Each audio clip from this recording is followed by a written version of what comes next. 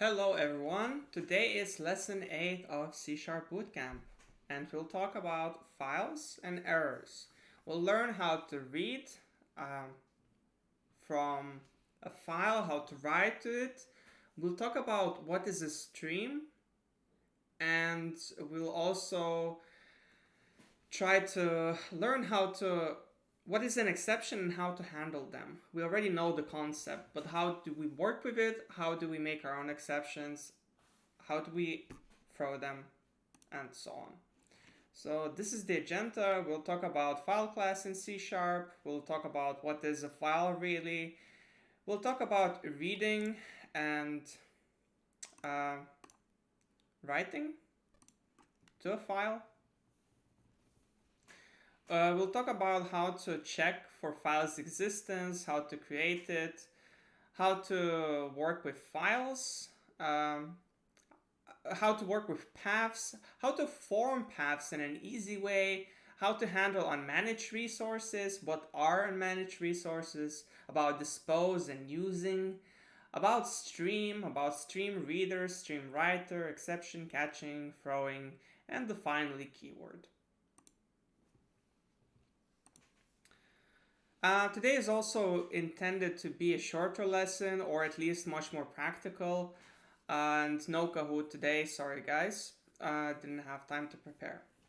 Anyways, let's continue. So let's start from the paths. And so when we look at the files, every file is normally placed in some sort of a directory. And directory is basically also a kind of file, but without an extension. And in the link here below, you can see the supported paths that a directory can really have. So if I zoom in, you can see those are pretty much the paths in Windows, the characters in Windows that a directory cannot have. So I cannot put a less, more symbol in a directory name. I cannot put the two dots. I cannot put double quote, forward, backward slash. I cannot put vertical bar. I cannot put question mark, nor an asterisk. I also cannot put this, as I cannot put those file names as they're reserved.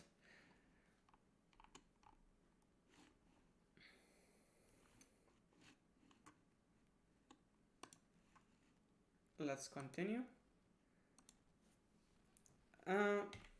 So yeah, that's directory pretty much. Just a file without an extension that ends with a slash.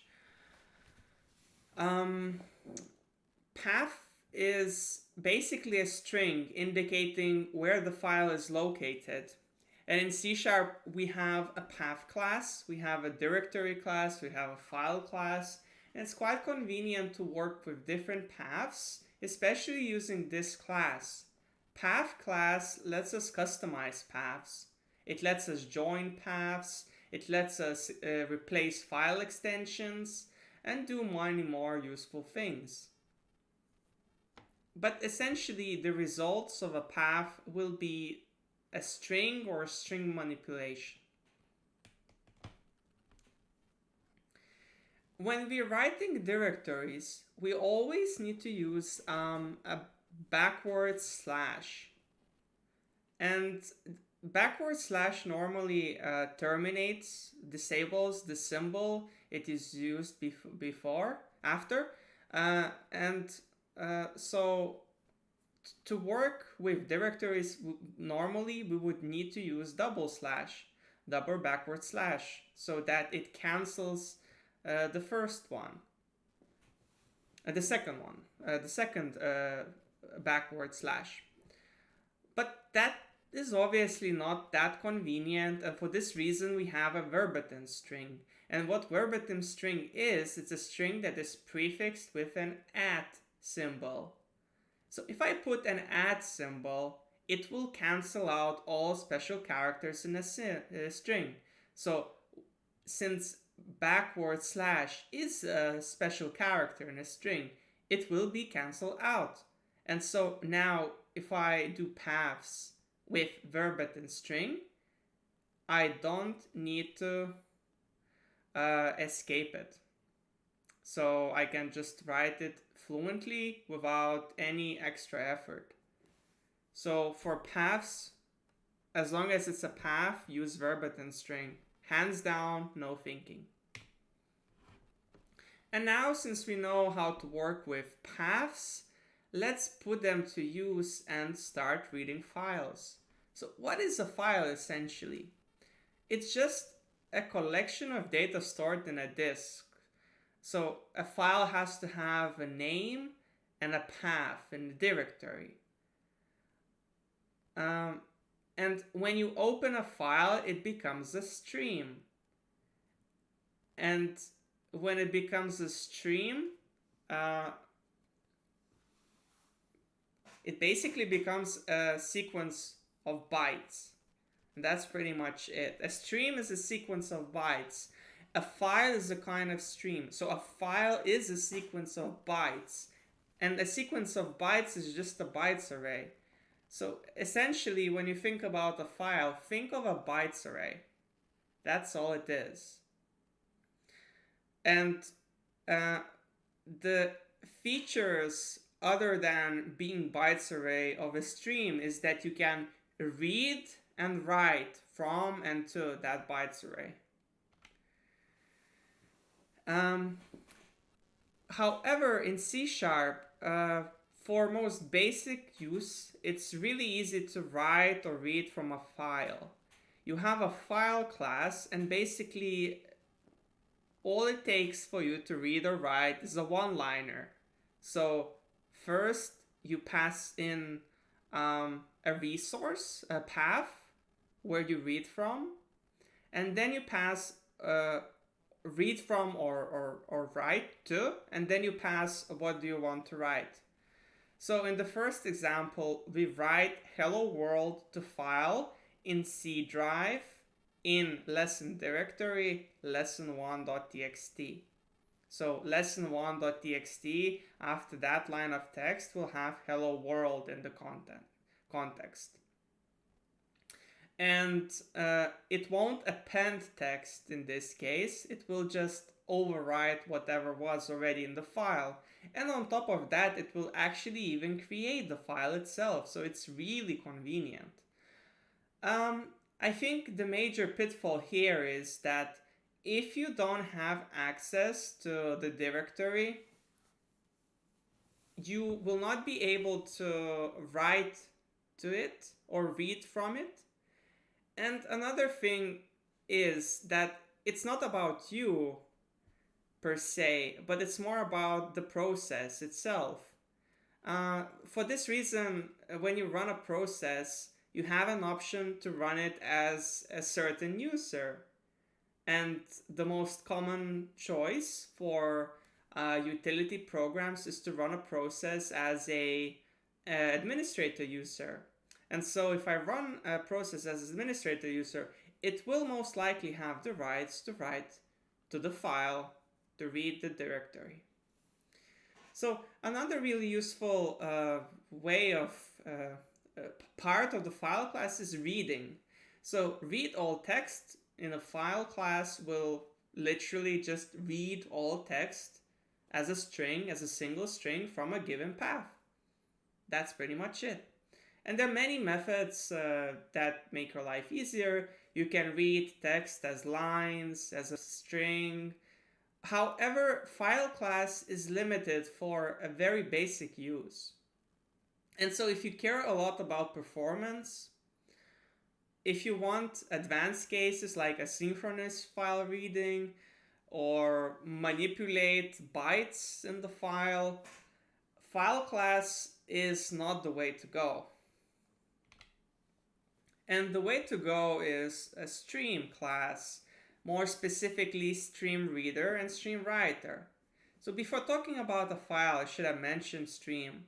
Essentially, Stream is a sequence of bytes. Again, I say it because it's very important. And it basically means that on top of being a sequence of bytes, a bytes array, you can read and write from and to it. So just like a file is a kind of stream.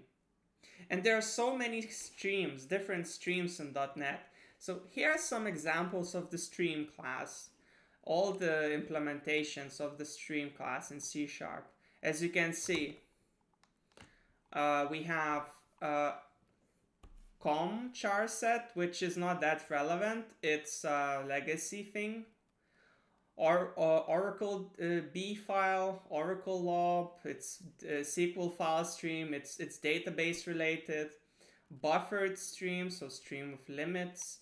File stream, so a file. Memory stream, so like in memory, maybe a string would be an example. Compression, gzip, so you can zip stuff using streams. There are sockets, so for network stuff, for transferring data across network, across the web, you can use streams. And even for cryptography, for encrypting and decrypting stuff, we also can use streams. So it's a very major use case for using streams, and understanding how they work is quite important. So in the slides you can see the link to read more of the technical details and use case examples of a stream. As I mentioned, you need to be able to write a stream. So we have a stream writer, and the cool thing about this class is that stream writer can write to any stream. So we can write synchronously or asynchronously, but no matter how complex it is, if it's a socket, if it's a file, if it's a string, we can still write it in the same way using a stream writer. And the same goes for stream reader, which does the opposite. It reads from a different stream the data. But the key point about streams and files is that they are unmanaged resources. And what unmanaged resources means is that they will not be reset or disappear when your application ends or when they leave the scope. I mean, if you change a file and save it, its contents will remain there. Unless you manually delete it or do some change. But your program, it won't reset the contents after your program ends. It will be there. So everything that you do, it will remain unless you handle it. And even opening a file, as simple as that, when you open a file, when you open a stream, you need to close the stream as well. When you open a connection, you need to disconnect as well. When you log in, you need to log out. When you start downloading something, it needs to be closed at the end. So everything needs to be handled explicitly, and everything that is started needs to be ended. And for this reason, we have a disposable pattern and dispose method. So basically, every class that implements an iDisposable interface has the dispose method. And calling a dispose method basically cleans up all the resources that otherwise would be left behind, unhandled. And so if you dispose a file, you basically close the file if it was open. If you dispose a connection, you disconnect. If you dispose a session, you log out.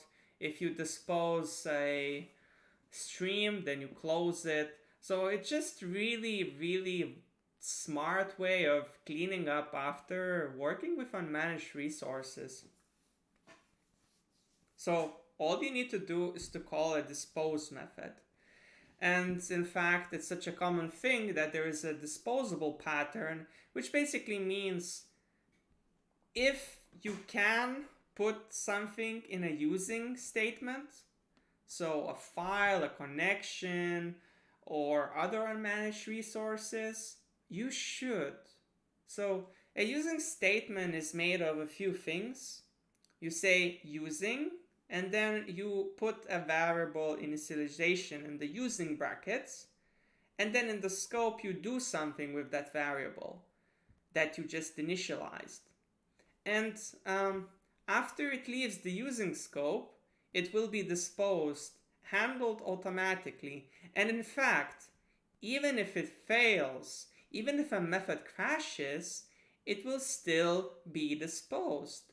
So a using statement is just a blessing, and you should use it because it's a really, really cool way of managing unmanaged resources. And essentially what using does is calls dispose after a try, after finally block. So basically you do a try and finally, and that's your using statement. So instead of writing try and finally, you just need to write using.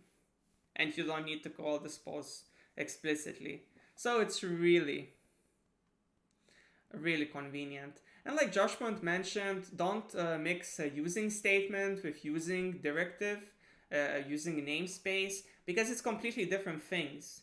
Using a namespace just simply means that you copy over its contents so that you can use something that is inside the namespace. However, a using statement for unmanaged resource means that it is a part of a disposable pattern, and it means it will be disposed, cleaned up, after it leaves the using scope.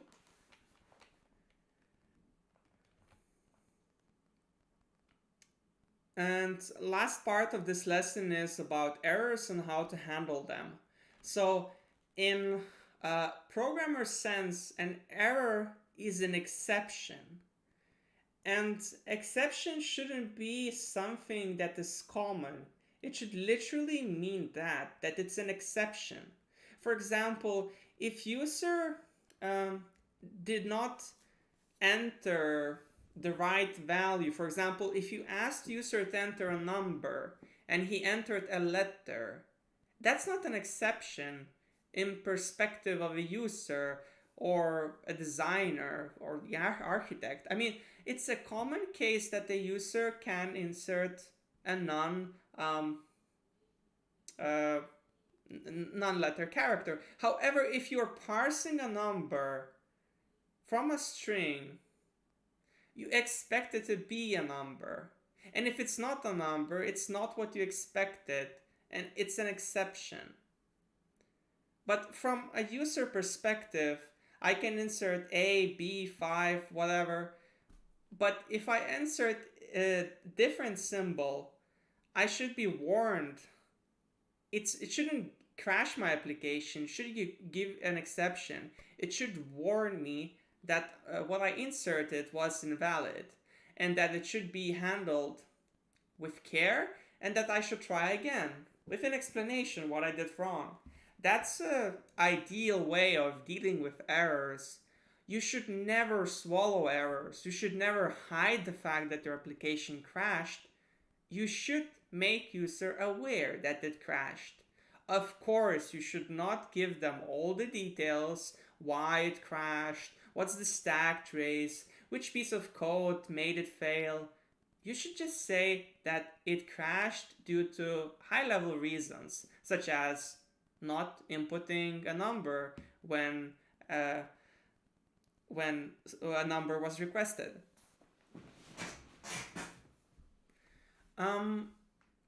So common exceptions are null reference exception, stack overflow exception, and so on.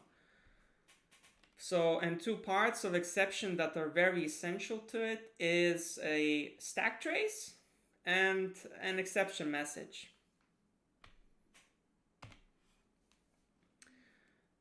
And of course, sometimes our program state, well, it's quite often actually, so it's quite often that our program state reaches a situation where it really cannot proceed any further. And when that situation happens, an exception should be thrown. For example, if my application works only with 100 students, and if inviting 101 student means that I cannot work with it, it shouldn't throw an exception. That's a common thing. It should just give an error and not allow it in the first place. So that's not a good thing for exception. I mean, you shouldn't put exceptions for just common business cases. Exceptions should be exceptional for exceptional cases. However, if a number of students suddenly becomes negative, that is an exception. I cannot have a negative students number, and it doesn't really make sense. So it should be handled as invalid. Or height as 0. I shouldn't wait for a height for, let's say, calculating BMI with 0 for it to simply return give an exception. I should handle that beforehand, saying that 0 cannot be used. But again, this is not throwing exception. What would be a good example of throwing an exception? Okay, so for example, I insert a file name that I want to save at. And that file name has invalid characters.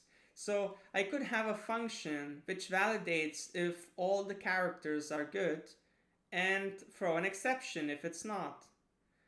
However, of course, the file class itself handles this. So again, it's redundant.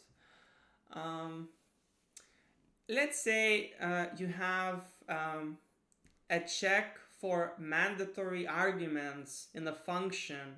For example, your function takes 2 strings. And let's say if no string is provided, you cannot proceed. It's really important to have both values in. So what you could do is make it mandatory and validate if both strings are passed. And if either of them is null, you can throw an exception, because failing later will deceive you. It will give an error that is not as accurate as it could have been being thrown at the start. So there is a programming principle called fail early, meaning which that if you can fail, you should fail. Because the later you fail, the harder it will be to find the reason why you failed. Fail early. Just like you would validate early, you should fail early. So failing will crash your application if you don't handle an exception. And for this reason, methods that validate and that can throw an exception if data is invalid should they don't need a status message of like, was success true or false. Exception itself tells implicitly that it failed. You don't need to be explicit when validating, because exception is good enough if it was success or false. Status code, error codes, it's just not the modern way of doing it. The modern way of doing it is through exceptions and being explicit on how it failed. Don't hide errors from yourself. If it failed, make it fail and let yourself know. And usually best practice is logging exceptions as well. So we know how to throw exceptions, we know how an exception looks like, but how do you catch an exception?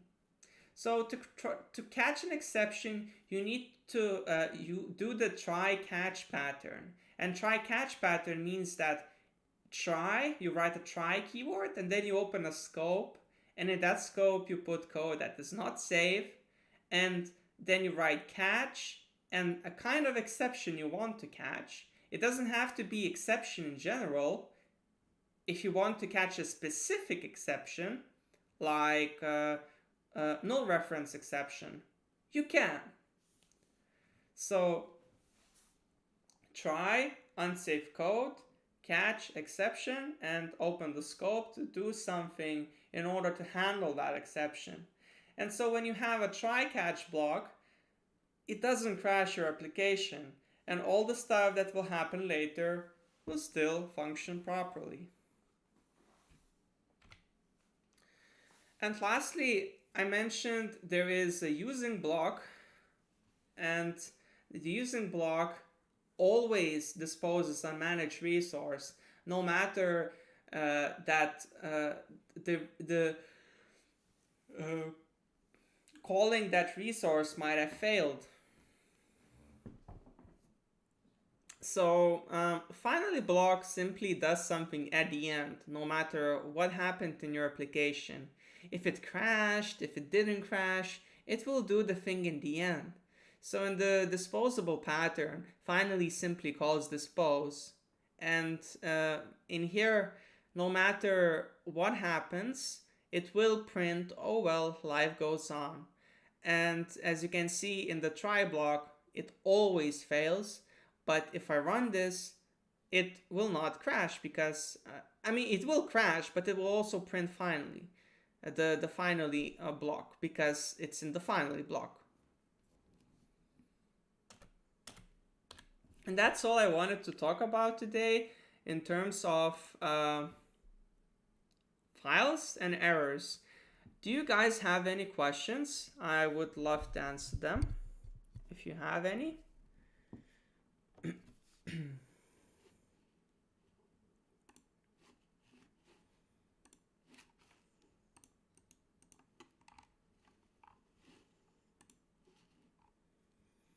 I'll wait half a minute.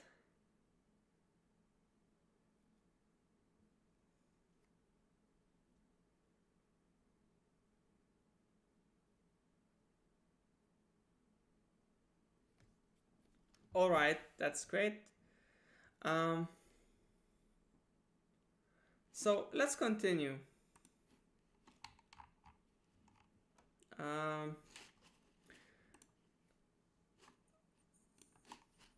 So let's go to Visual Studio and let's do some exploration. The last thing we ended with was the exception, and see the flow that happened. So we called something that gives us null. So we have null reference exception and a stack trace. So the error message and a stack trace. So it failed. But since we used the finally block, after it failed, it also printed life goes on. And if I do something like this, what do you guys think? Will this be printed? Will this be printed if I run my application? The last line.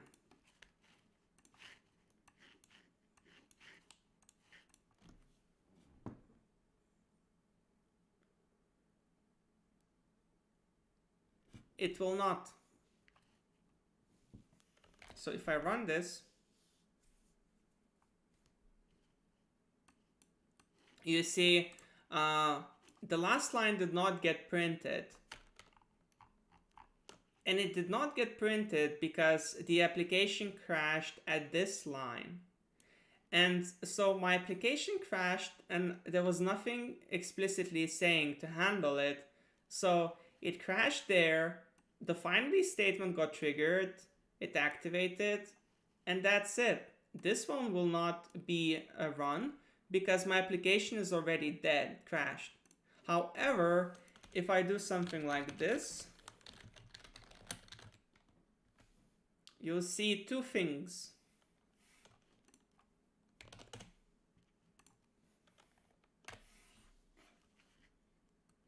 You see, no exception message, the finally block activated, and the last line also got hit.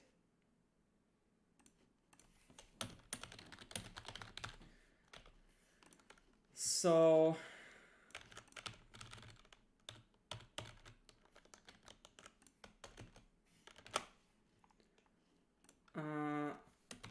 it doesn't get printed.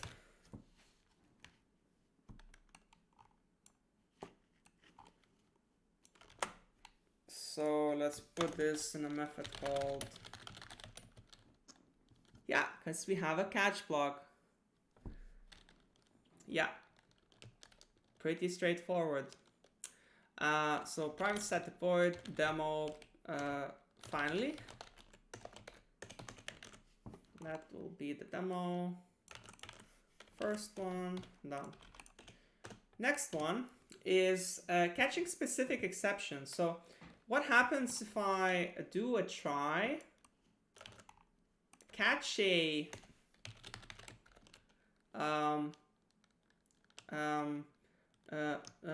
argument out of range exception? What will happen, guys? What do you guys think?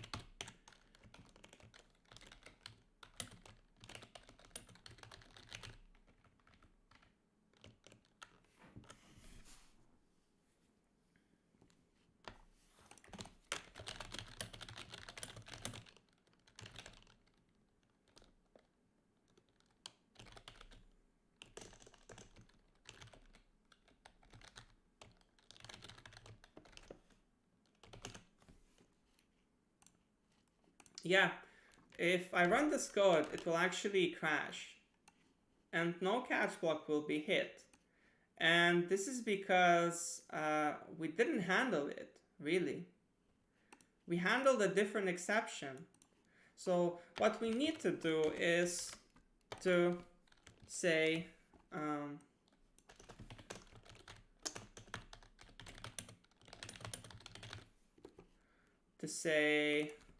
it's null reference exception that we actually had handle.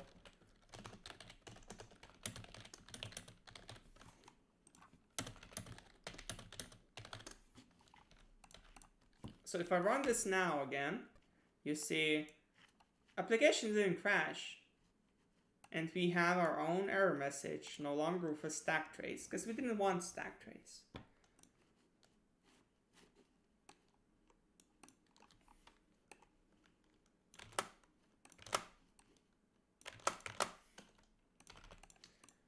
Now let's continue. We now know how to handle errors, but how do we make our own errors? How do we throw errors? So imagine if I'm working on a function, so private static void validate string.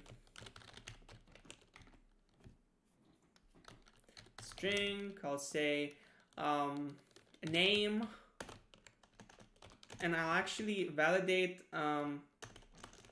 person. So I pass in name and I pass in age for parsing purposes. So if I say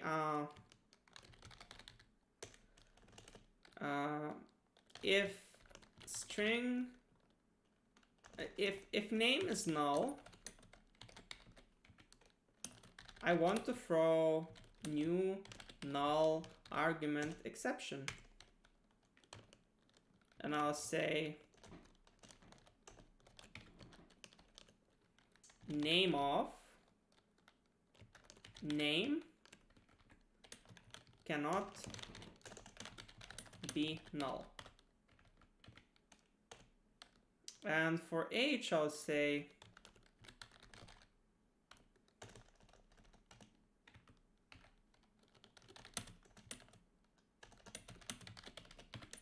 the same. Ideally, this of course would be moved to your own function. I repeat this twice, but it doesn't really matter right now. And lastly, if age, so if we parse age, try parse.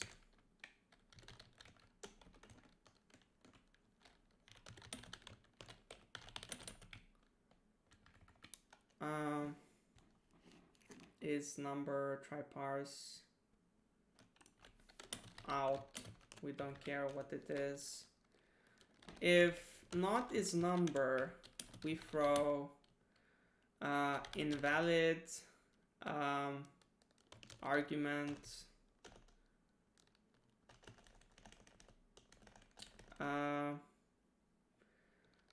so that is fine for now. We can test this. So let's validate null and age also null. So if I run this now,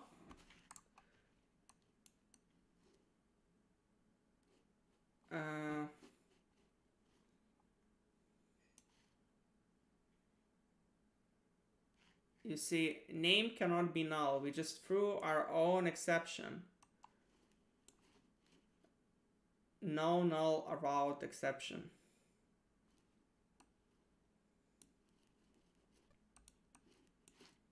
I actually thought it was argument null exception.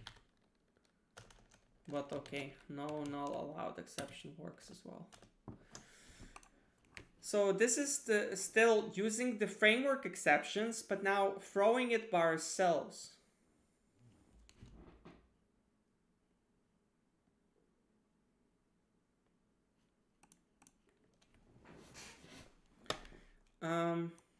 And another thing is, as Joshua mentioned, you can throw an exception after catching it.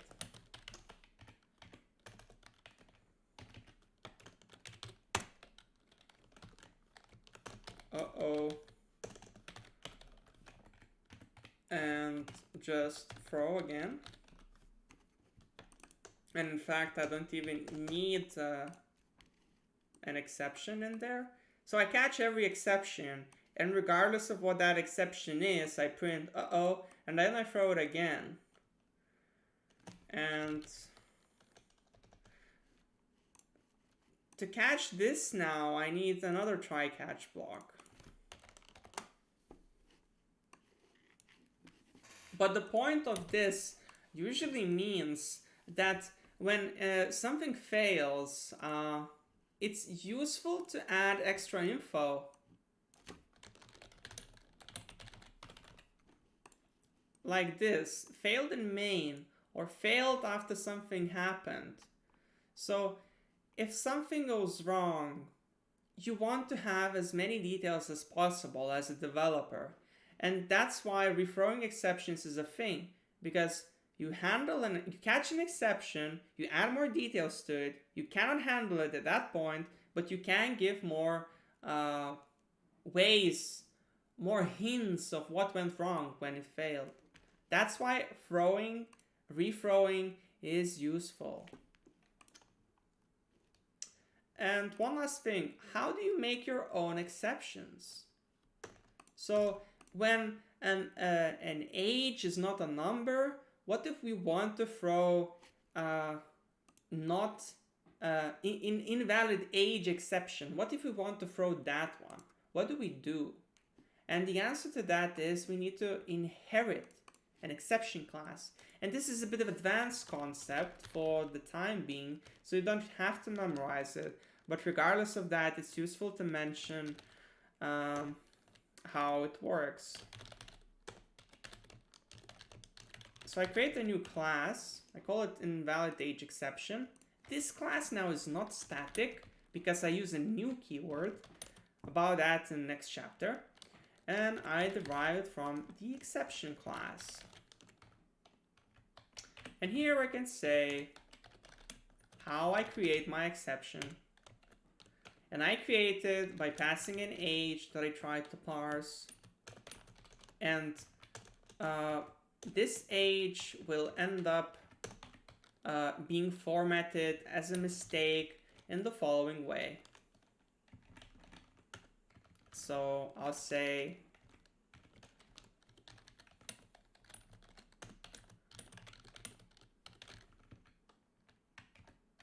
quite simple, isn't it? So I save this, I go to program, I say if is not a number, throw new invalid age exception. So this age is not valid. And then then I continue with validation, right? So then I say, okay, I actually need age. So let's define it. So if age int is more than 200,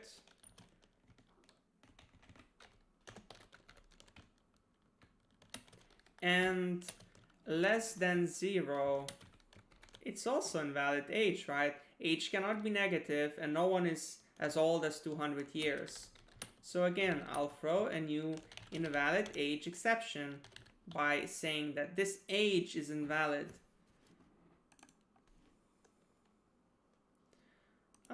And age again. So if we run this now, age int, of course, not age.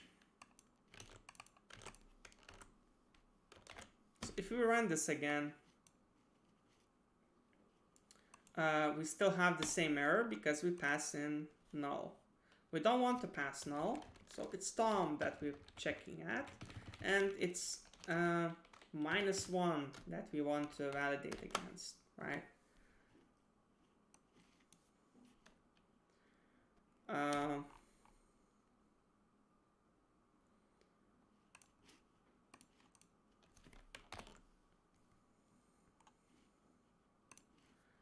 Did nothing happen?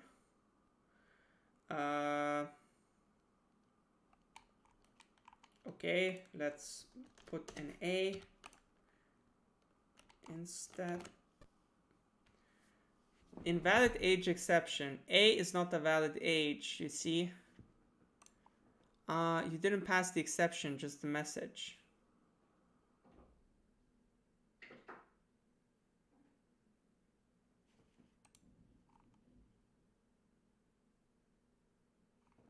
I think I did.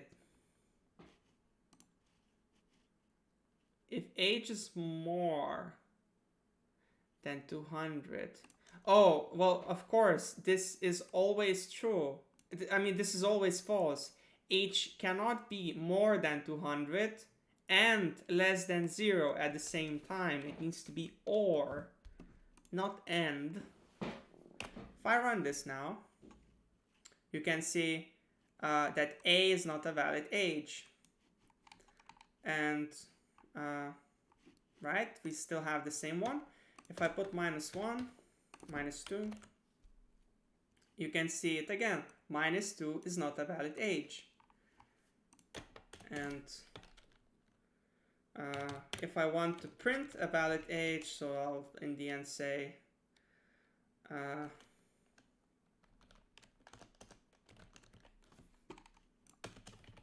const string age is 2.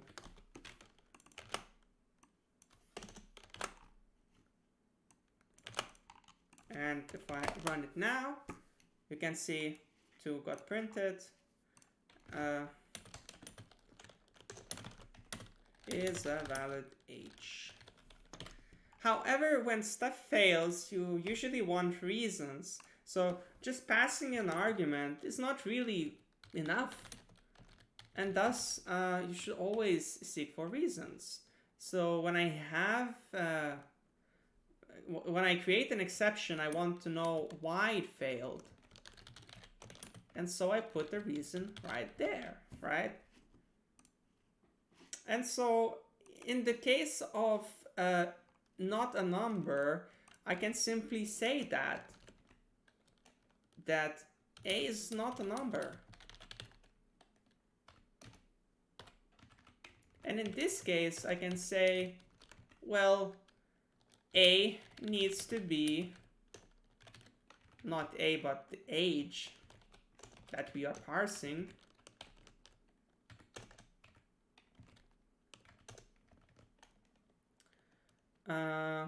Whoops. A needs to be, well, yeah, age is not a number. And here we say age, it needs to be lower, more than 200 and less than 200 and more than 0. And when you have error messages like this, you cannot simply not know what is going on, like not know why it fails. It's really, really clear. You see, it failed. It failed because 2 is not a valid age. And 2 is not a valid age because it needs to be less than 200 and more than 0. You cannot fail at understanding what went wrong when your error messages are this explicit. And if we do with A, you can see again, A is not a number, and thus it's not a valid age. You cannot accept not numbers. And a little nitpick, I already, I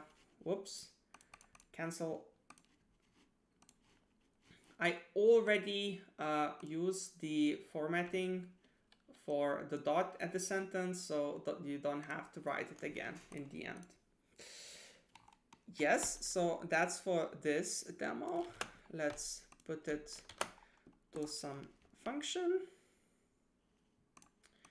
Next, I'll show how to work with files and paths. Validation and custom exceptions demo.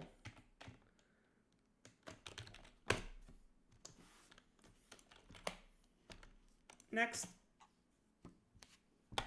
So we want to read a file, okay? And we have a Visual Studio. Keep in mind, when we're working with files, run Visual Studio in admin mode. Run Visual Studio in admin mode. Run Visual Studio in admin mode. Repeat this 3 times to yourself because it will save a lot of time.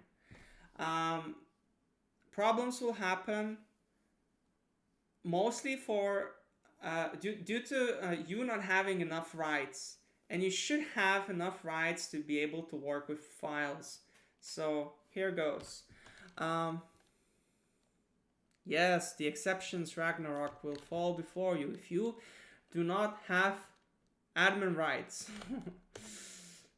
So file. The most simple thing you can do to a file is write all text. So write all text. And then the second most simple thing is read all text. And let's say we want to write something to file. And we want to write hello world to file in this directory.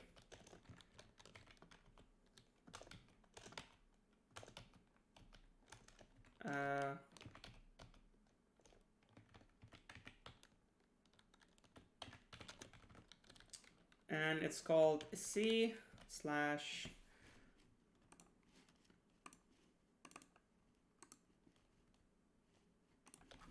Lesson. Actually, the best way is to just take the directory, paste it, literally paste it, And one keynote. If I don't use verbatim string and I paste it, well, at least ReSharper helps me to say, hey, do I want to escape this path literal? And it does the escape for me if I click it. But I don't want it to escape because this is more readable in my opinion. So is this a file, a valid file that we can read to, or write to or read from? Is this a valid file? Actually, let's try it out, right? So we have our path and we have our content that we want to write, right?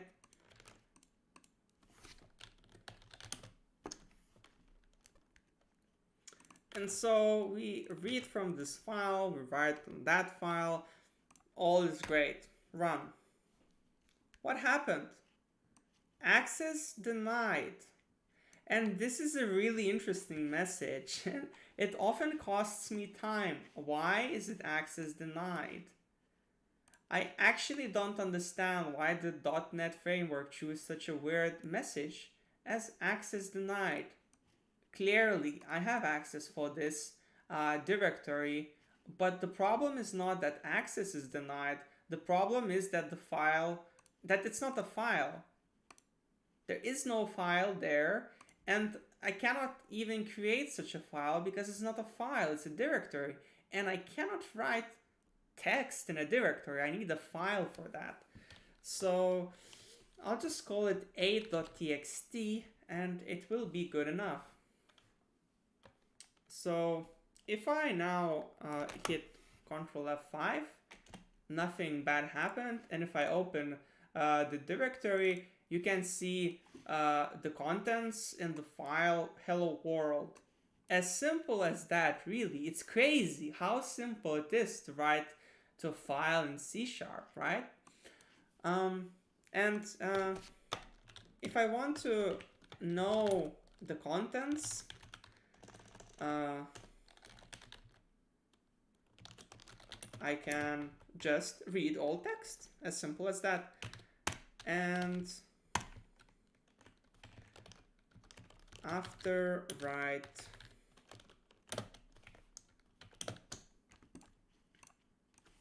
and let's do it twice.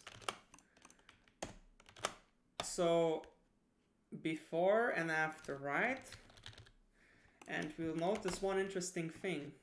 Whoops. So one interesting thing.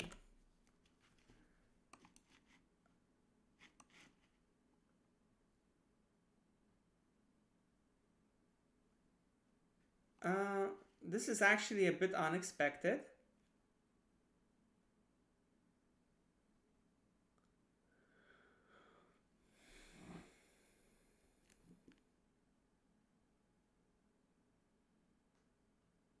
Oh, yes, sorry. I wonder what it does if I call it like that.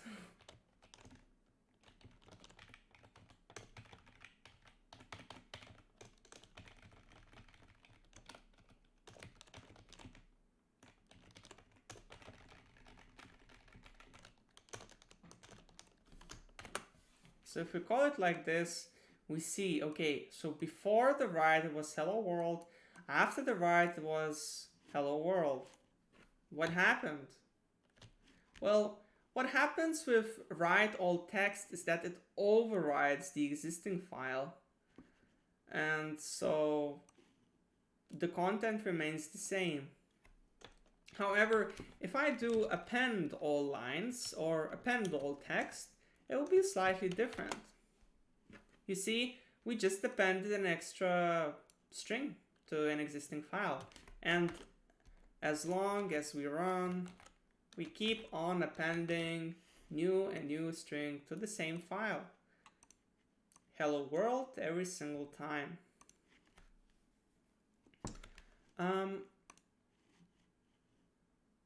That's cool and all. What happens when you read from a file that does not exist yet?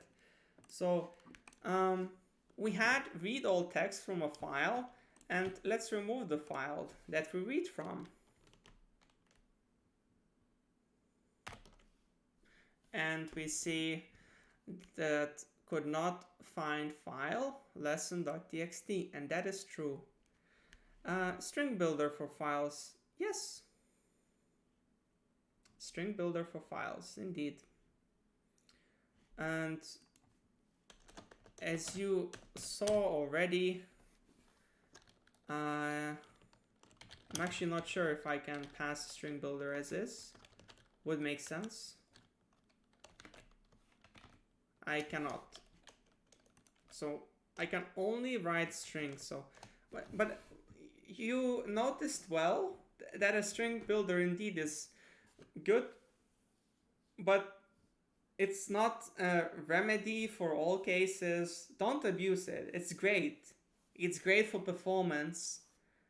It has its benefits, but as we saw in the benchmarks last lesson, if we use a file, a string concatenation with plus equal sign, as long as it's less than 10 times, it's still faster than string builder.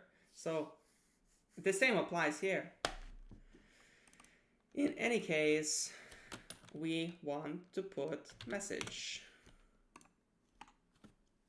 Next.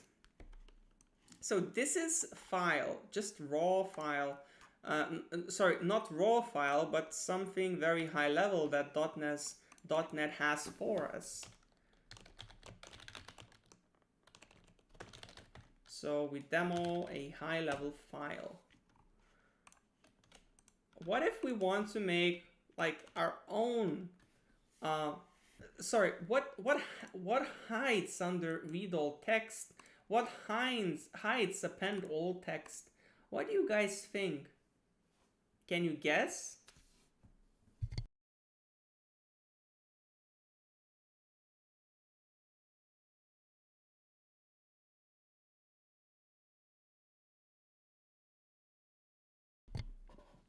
And the answer to that, what hides behind the scenes, is of course a stream. Everything that has a bunch of bytes in it is a stream. So when we work with file, we work with a file stream. When we work with string, we work with a string stream. Kind of, in terms of stream talking. When we work with downloading files, we work with sockets and socket stream. So it's really cool. It's really cool. So let's have a demo of iDisposable and streams. Let's do it. So as I mentioned, disposable.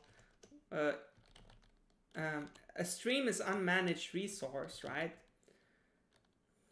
So I need to create a stream reader, and in fact I need to create a stream reader.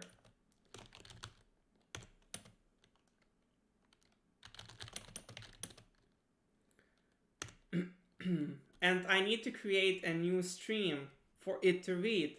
So I'm reading a file stream, right? So I'll be reading, there's no file, so let's create one. Actually, stream writer. So we write the stream, okay? As we did before. You'll notice that it works quite differently this time. And the key point here is that it actually lets us pick encoding that we want to write to. So I'll pick UTF-8 for it to support many things. And save handle and file access.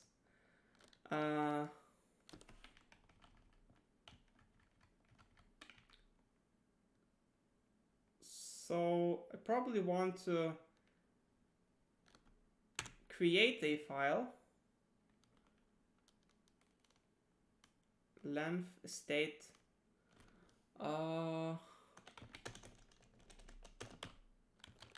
What about others? I rarely use Stream Writer, to be honest, so this is kind of new to me. It's a good thing to cover in the next lesson, to be honest. So I pick create. Length, let's say 20. State.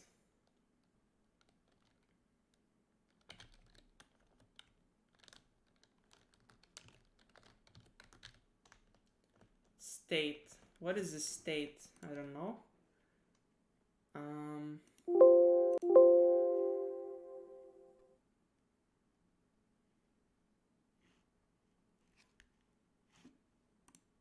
Oh crap.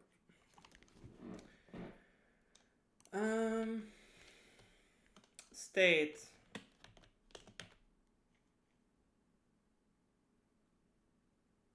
Yeah, I will not be able to use a file stream, I think, but I'm pretty sure I can use a file class. Open. Yeah, you see, the file itself offers me a high-level way of creating a stream, okay? So I don't really have to go to all the low-level stuff. As Michael Fox showed, you can also just give it a path. So there are 3 ways. You can create your own file stream. You can use a file to open a stream with file modes, path, and access. Or you can just give it a path. So if I give it a path, the one as before, all is good. And this is writer.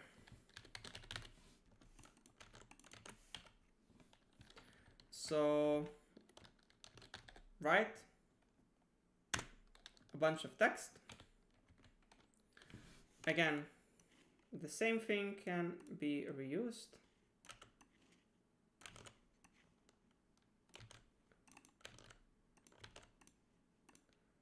And that's it.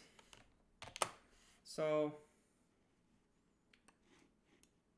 empty path is not legal, of course. And you see it did it again. And if I do this again, it's still one line. How do I append stuff, you know? And this is done using those file modes. Or you see there's a flag append, and I will just set it to true. And I'll be happy to notice that it actually appends now, as you can see here. And lastly, the exact same can be said about a reader.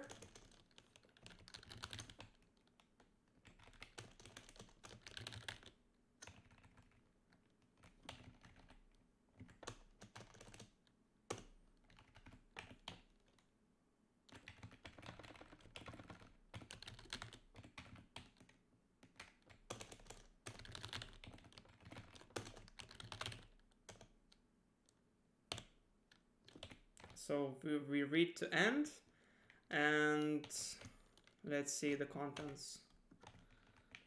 I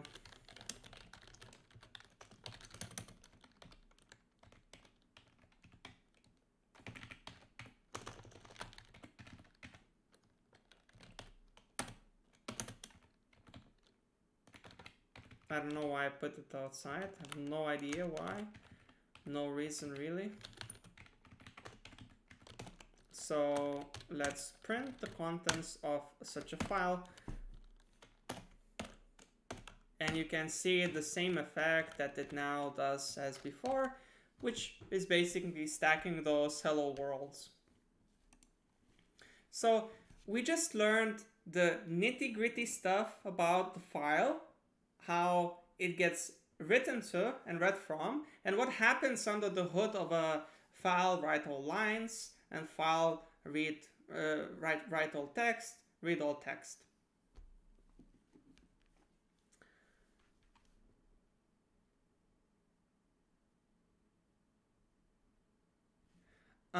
Now, it's a good point to mention what happens if I don't use a using statement. So let's have an extraction, call it demo stream, file stream.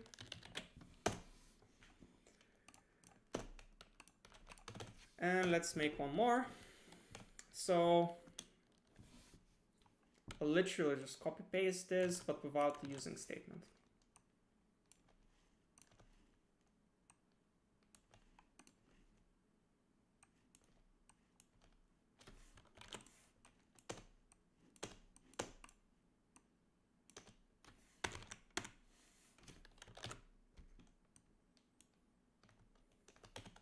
You'll notice something very interesting in particular. You see, the process cannot access the file because it's being used by another process. So where did it fail? And it failed on line 24, and line 24 is the reader. So writer is actually trying to write to a file, and it succeeded. It wrote stuff to a file, but the problem is that it's still in write mode. And I cannot read a file that is in write mode because it's not closed. It's open. So what if a file that I'm trying to read is still being written to? It doesn't make sense, and thus this throws an exception.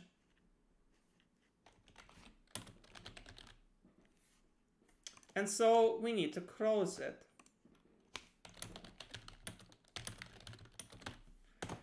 So we do flush or dispose.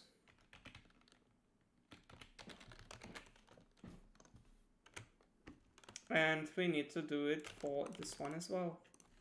And actually, as soon as you're done, you do it.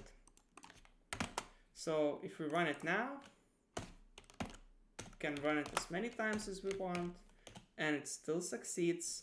However, this is not great because if reading fails, for example, if file is not created, then this will crash. And if it crashes, well, nothing really serious. More serious if it fails during reading when the file already exists, maybe in the middle of reading, then it's open and it doesn't get closed. So it needs to be closed. Next. Let's see.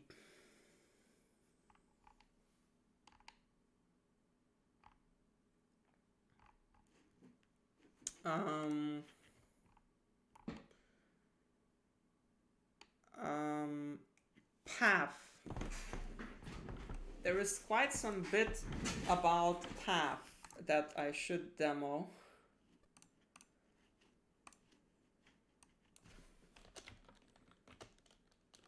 On this post, what if no using for stream demo? Great.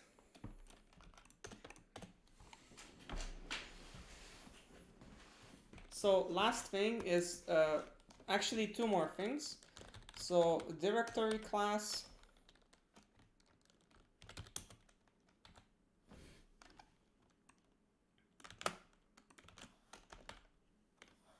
As you can see, I can create a directory if I want to.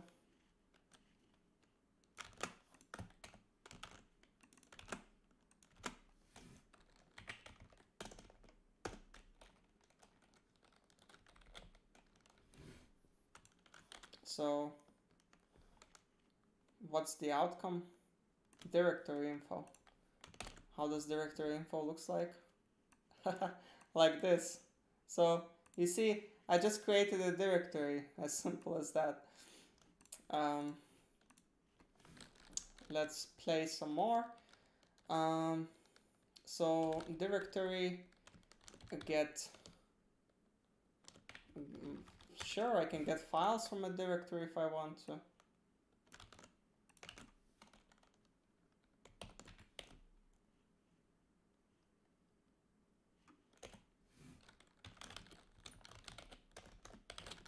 And each file has its own file info.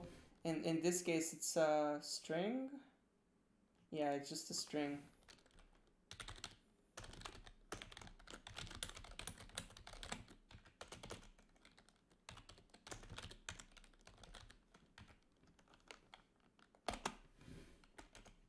I'll call this directory then.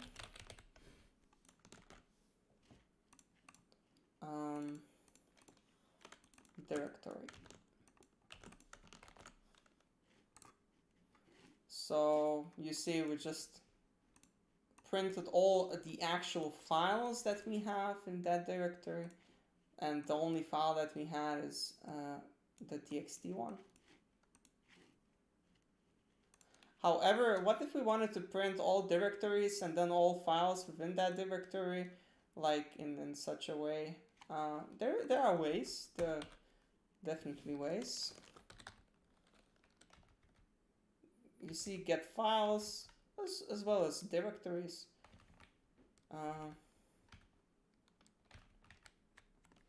So it's a well thought system.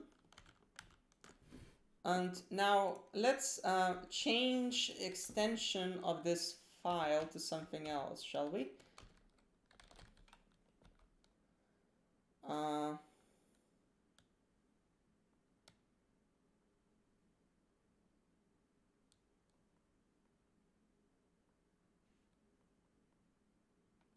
So as you can see, there is a replace method, and actually there is a utility method called path. Sorry, a utility class called path. I cannot. Directory has that. No, it does not. File has that. Kind of. Doesn't matter. So what if we want to replace a file extension with something else, okay? Let's get file extension first. So file, so path dot get extension of this file. So we have an extension, right?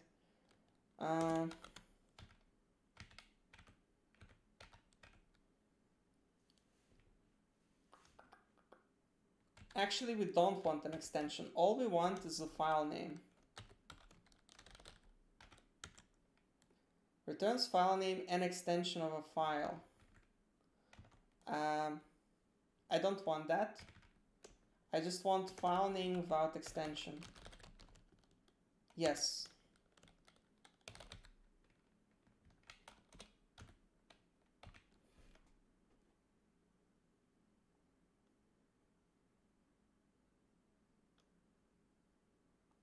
Without the extension. So we have our file name, right? So what we can do now? Oh, change extension. Okay, thanks. Change extension. So we go to file, and we say that we want its extension to be empty. What happens? Exception? Success? Apparently success.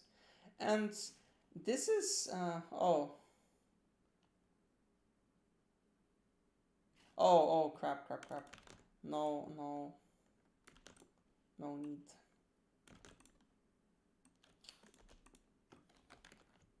Yes, sorry. File and files.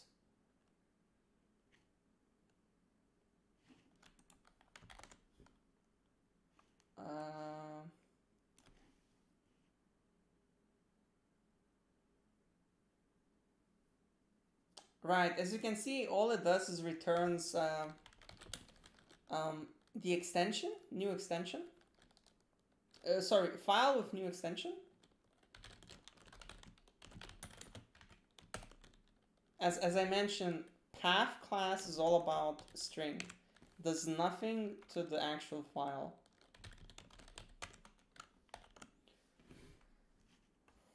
So it's a bit weird because you see we have no extension, but we have a dot. So we can work around this with the process we know. Actually, it makes more sense to put it here. And lastly, so we have a new file name, but now we actually need to have it there. So we say file, replace the old one. So the old one is I can actually concatenates two path components in a single path. So path was directory and file. Sorry, it was just file. It had everything we want. So the source file is file, and destination file is the new file. And we need a backup. Well, I don't care about backup. I'll also call it new file. And if we run this, we get exception, unable to find the specified file. What is the specified file?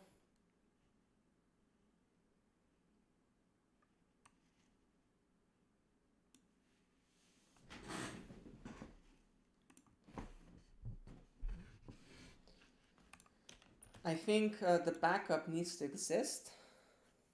So let's give it an extension, I guess. Let's have it there just in case.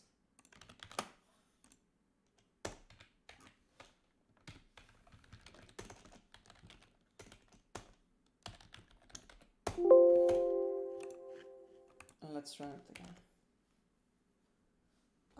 Unable to find a specified file.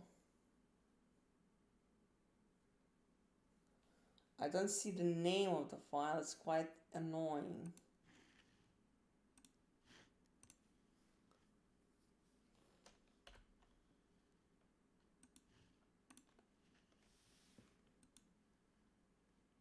Inner exception, no.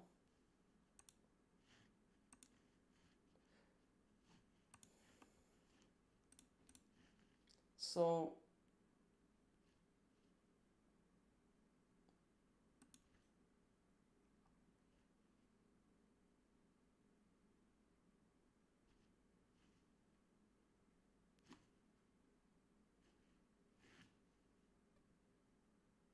why is this 8.backup? Oh, okay, makes sense. Doesn't make sense to have a loop in this case.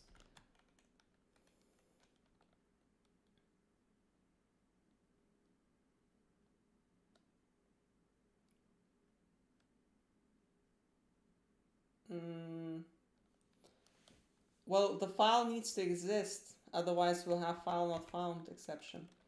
I'll just name it a bit differently.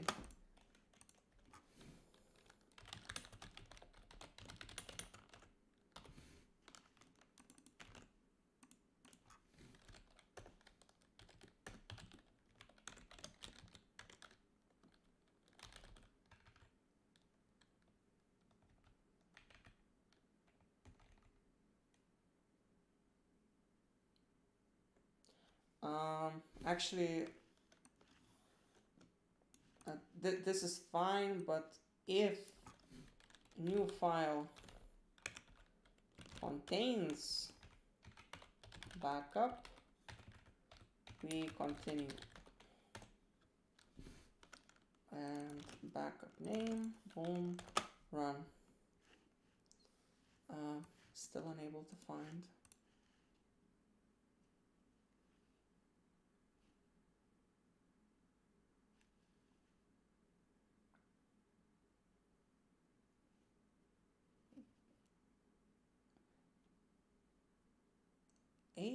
.backup.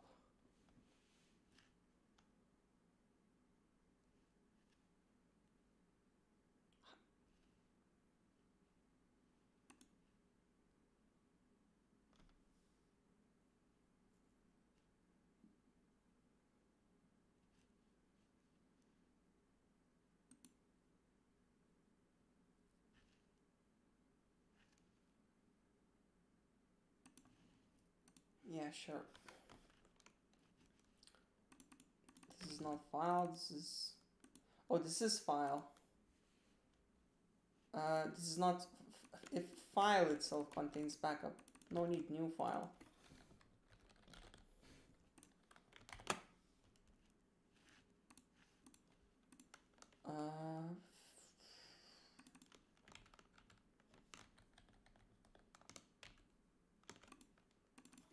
I don't know what happened.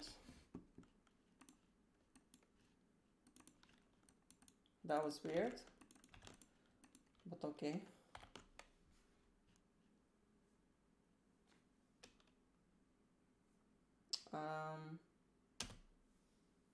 Hmm.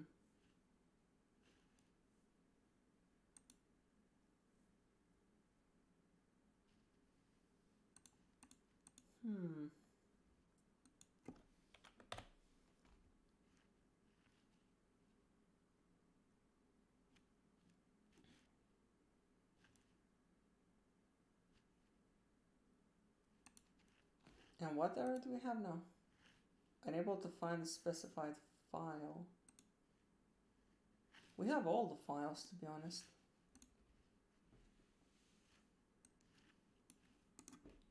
Or do we need 8?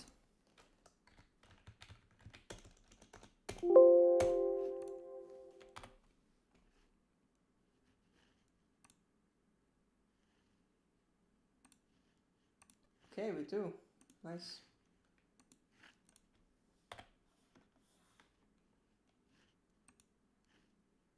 Accessed by another process. That's quite annoying.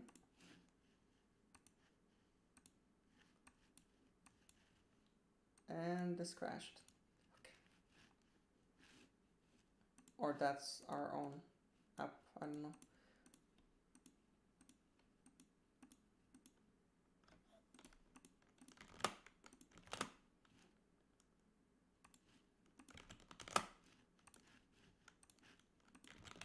I don't think they're used by anything. By another process. What process uses it? Let's just move it out.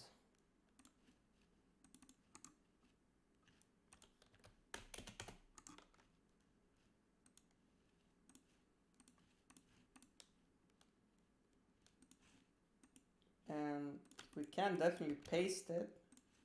There's no process now.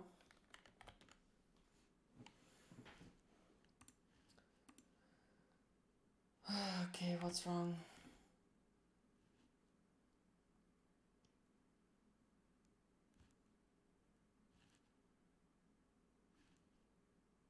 Okay. File and new file. Right.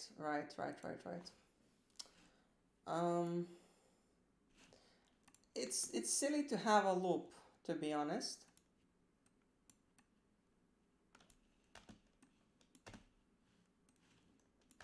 I think that is the reason why it's failing.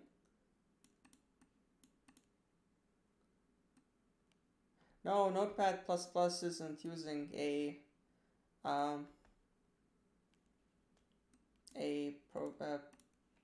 anything. It's not having anything open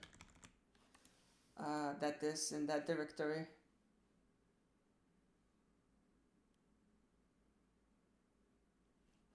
It's not that either. The cool folder is not related. The problem is that we iterate through files that are backup names and just a mess. So we just need to change the name of a file. Just iterate. Just to. Right. I know what to do. The solution will be to separate our backup file into a different folder altogether. That's the solution.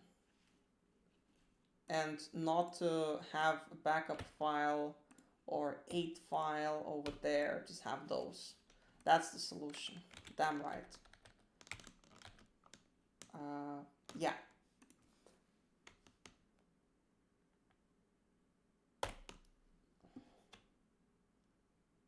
File not found. Well, of course it's not found. And our backup file is in a different directory now. We will put it in this directory.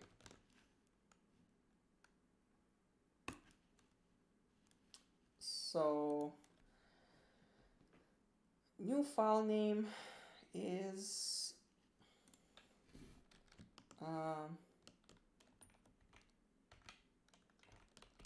path replace get directory name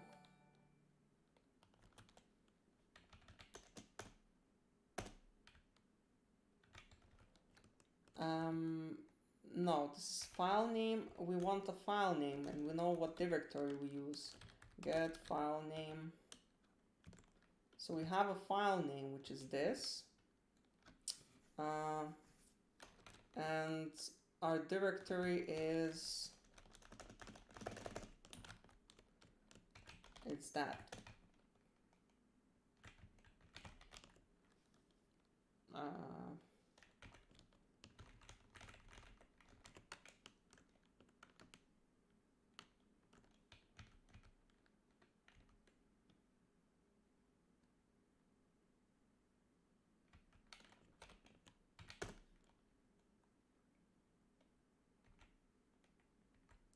Yes.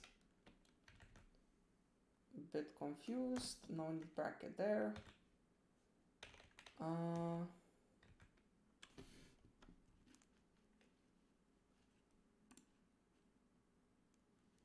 Oh, bracket needs to be inside, right? Okay. And so we have this, and this is our file name. And before our file name, we need a directory. And our directory is this one. And I actually could just call it backup.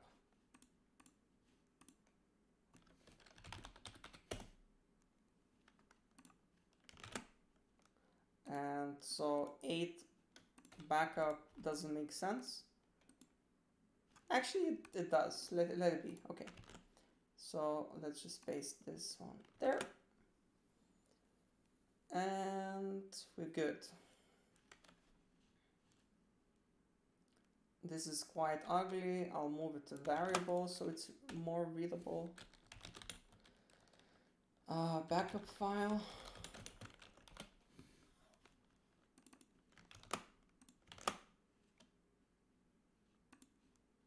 Backup name, backup file.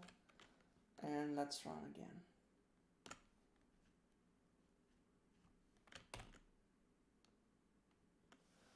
Unable to find a specified file.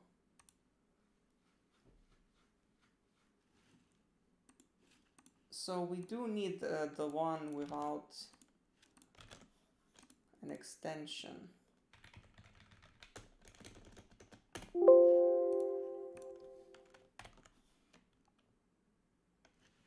Being used by another process. So annoying.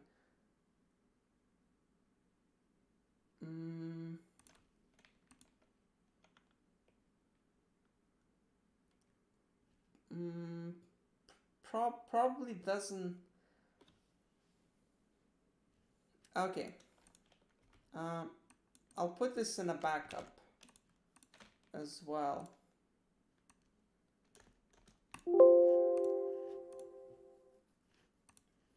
So new file name, file, new file name, file, new file name. New file name is actually the same thing.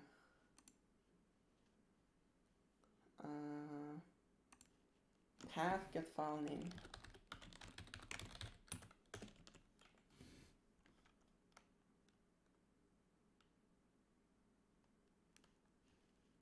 No, it doesn't return directory. It does not return directory. There is explicitly a method to return directory, so it does not return directory.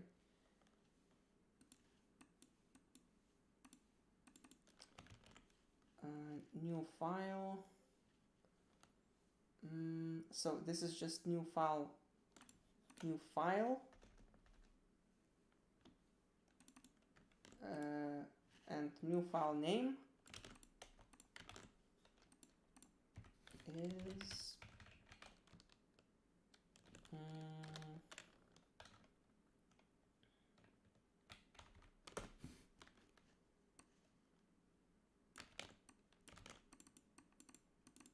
the same. Let's run. Okay, so the problem was that we had a loop in files which already exist, and it was just a mess. And as you can see, we took one file which was called 8.txt, and our application basically moved it to another folder. So if I run this, you can see that the file gets moved to another location. And there are obviously better ways to do this, probably.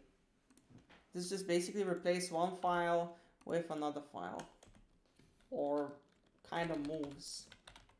There is a move method as well, so it's unnecessary difficulty that we did. And there is a rename. There isn't a rename function, so this is actually a good thing to do, a rename function. So file, write all text. Let's write all text to this file. This file.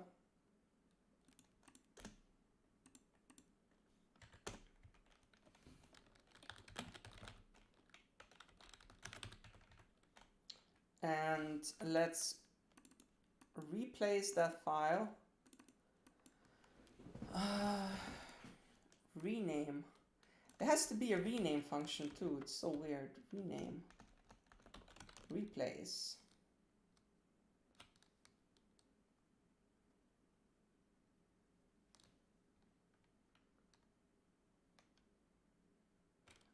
Move. Okay. Moves a specified file to a new location, providing the option to specify a new file name. That's true. That's a good point. Thanks. So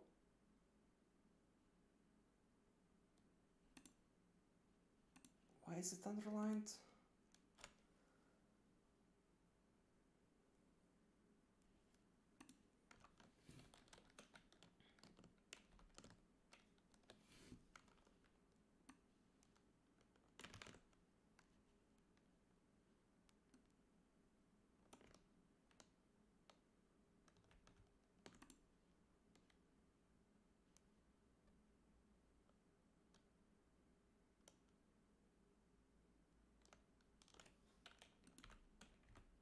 So we want to rename a file, and Okay, I have no idea. We can do it like this. So we can drop the extension by just changing the name like that.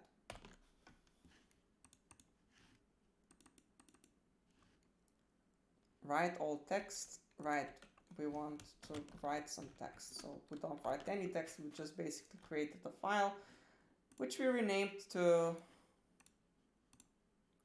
testing. So yeah, that's how you rename a file. Well pointed. And last thing I wanted to mention,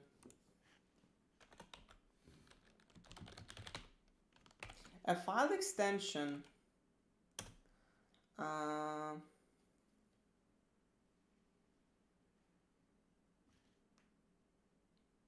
destination file name.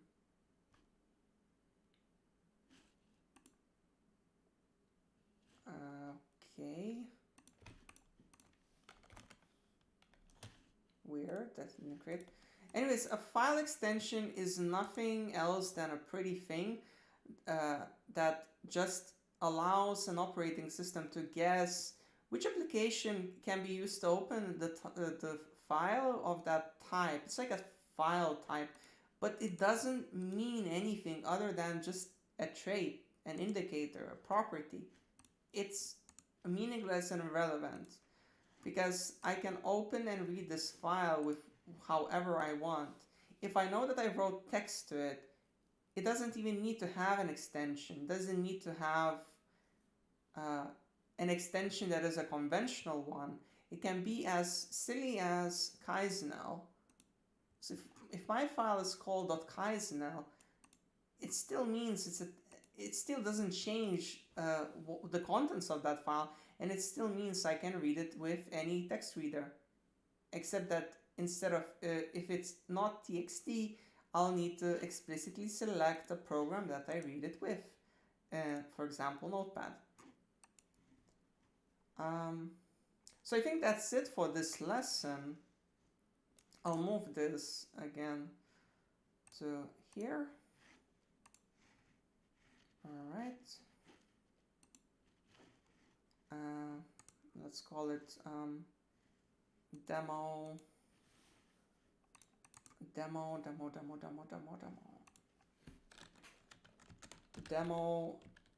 rename demo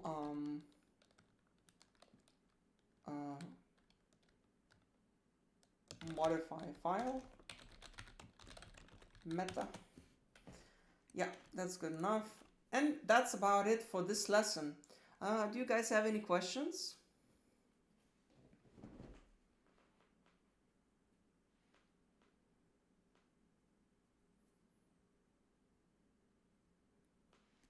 So the homework for the next lesson, first let me commit this one. I'll call it lesson 8, complete, commit, sync, push, done. Now the homework.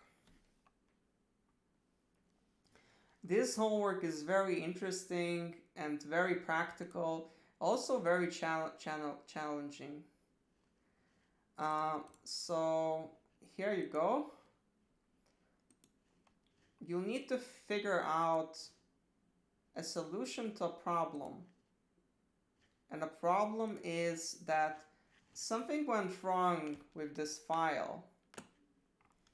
Remember, before you had a simple file called balances. It wasn't a file, it was an array of strings essentially. And it looked like this roughly.